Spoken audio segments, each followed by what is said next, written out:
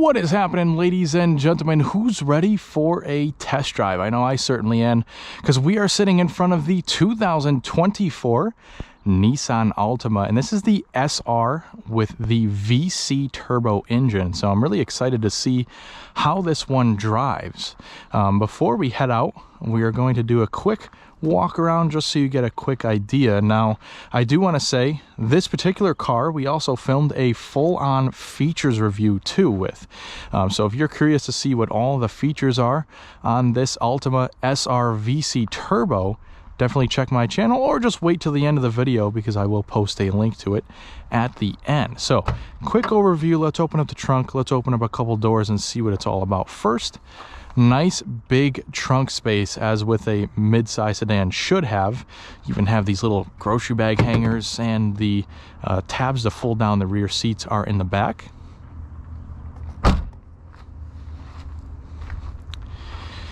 And the rear seats are nice and roomy too, and we even have leather seats in this car. They call it the charcoal sport leather. It's pretty cool. It's got some orange stitching as well as some orange accents on the middle here. And I'm 5'10" and I have plenty of space. Some chargers back here too.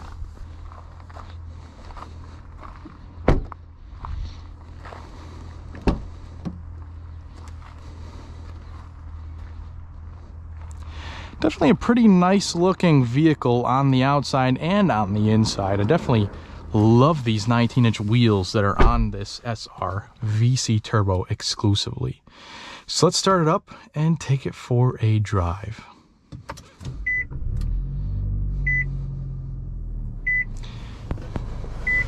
Don't forget, folks, safety first with our seat belt.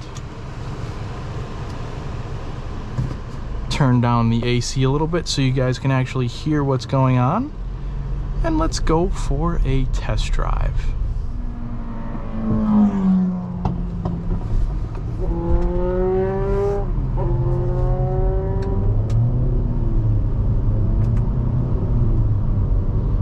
Wow, just giving a little bit of gas right off the start there.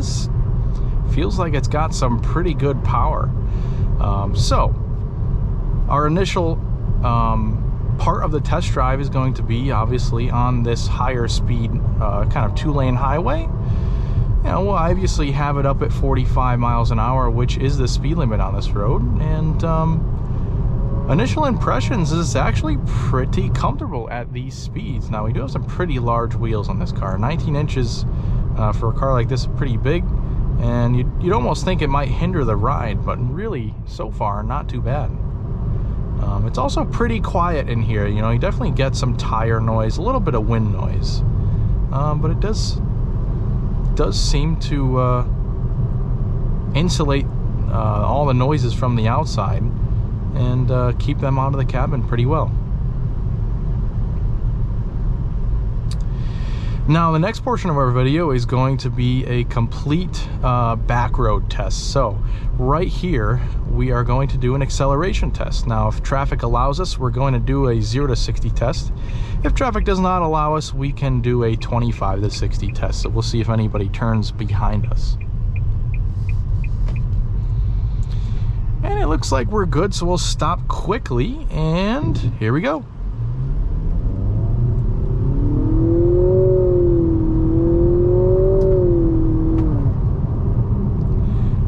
So the Altima VC Turbo has some pretty good power. We've got a 2-liter turbocharged 4-cylinder under the hood that's actually variable compression ratio, which is some pretty cool technology. It produces 236 horsepower and 267 pound-feet of torque, so definitely some pretty healthy numbers. And the CVT reacts pretty good. It's definitely not a punch you back in the seat kind of power. I think the CVT has something to do with that, but it is definitely kind of just a whoosh of power, if I could explain it that way. But yeah, nonetheless, powertrain is very solid in this car. Definitely has plenty of power, and you won't have any issues with merging onto the highway or passing anybody or anything like that. And this engine essentially replaced the V6 that the Altima has had for years and years. And I think this is a pretty good replacement. Now, this is the latter of the two engines that the Altima comes with. Now, you can, of course, get the 2.5 four-cylinder, which has been in the Altima for years and years now. But the good thing with that engine is you can either get it with front-wheel drive or all-wheel drive.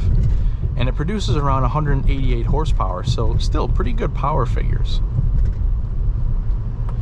Now, if you get the all-wheel drive, the power reduces itself about 8 horsepower, so it's 180 horsepower instead of 188. But that's really no big deal. It's just a little bit more drivetrain and things going on. But if you get the VC Turbo, it's only available in front-wheel drive. Now, I was thinking with all this power, we might have some grip issues, but it actually gripped up very nicely.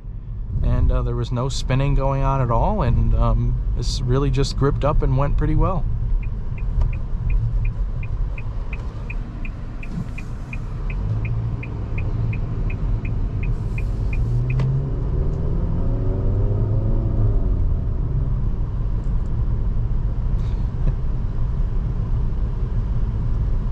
So we've got a couple of corners here. We're not going to do anything crazy because, for one, we're working with public roads, and for two, I don't want my camera equipment sloshing all over the place here.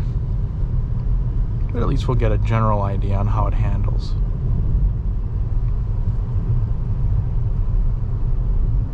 It actually feels pretty good in the corners. This steering is actually surprising me a little bit. It's actually got some weight to it, so that feels pretty good. There's not a whole lot of communication from the road to the steering wheel, which I wish there was a little bit more. But then again, at the end of the day, you really don't buy an Altima to go on the racetrack. You buy it to be a comfortable cruiser, and this one, that is. It's definitely a very comfortable suspension setup, even with these larger wheels.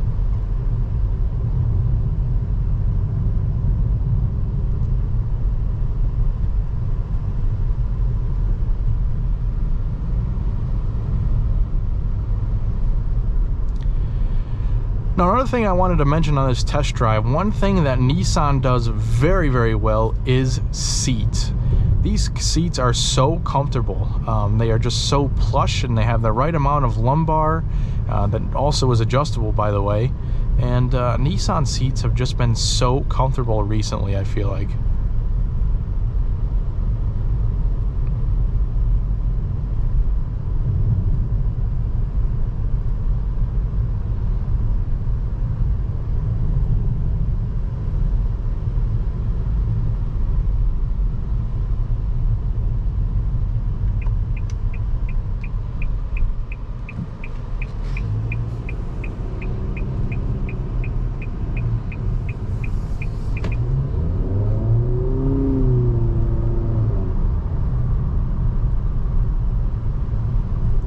This car definitely has a really good amount of mid-range power, and what I mean by that is it has a lot of power between like 3,000 and 5,000 RPMs. That's what I'd say.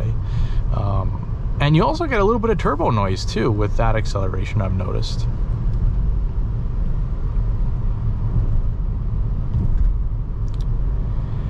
So that pretty much does it for our test drive. If I were to wrap up the Nissan Altima SR VC Turbo, I really do like this car. I think it's a really solid daily driver, and for what you get, you know, what you're paying for, it's a pretty good value. This VC Turbo is a pretty cool engine, and it definitely has plenty of power. And the front wheel drive really doesn't bother me because, you know, even though I'm up here in the Northeast, you kind of get to, you learn how to drive in the snow and things like that. So the front wheel drive really doesn't bother me, even though all-wheel drive availability is nice to have with the less powerful engine. So that pretty much does it for this video. I thank you very much for watching, and I hope you stick with us here at Ty Drives, both for our features review and other videos just like this one.